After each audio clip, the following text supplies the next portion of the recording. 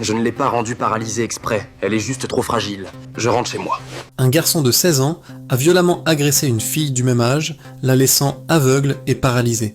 Mais devant le tribunal, il a affirmé qu'il ne l'avait pas fait exprès. La victime, Queena, était elle aussi lycéenne à l'époque. Quand Maurice a décidé de l'attaquer, elle était en train de rendre un livre dans une bibliothèque publique. Queena parlait qu'au téléphone avec une amie, tandis que Maurice était assis sur un banc devant la bibliothèque en train de la fixer. Quand Queena est sortie après avoir rendu le livre, son amie n'a entendu au téléphone qu'un cri de détresse absolument terrifiant. Elle a immédiatement appelé le 911 et s'est précipitée sur place.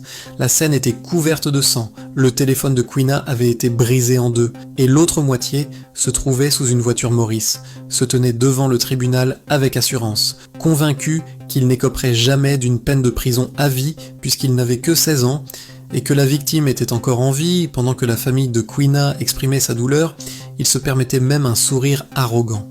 Mais lorsque le juge a porté la peine de 65 ans à la réclusion à perpétuité sans possibilité de libération conditionnelle, le sourire de Maurice a immédiatement disparu. Penses-tu que la décision du juge est justifiée ? Partage ton avis dans les commentaires.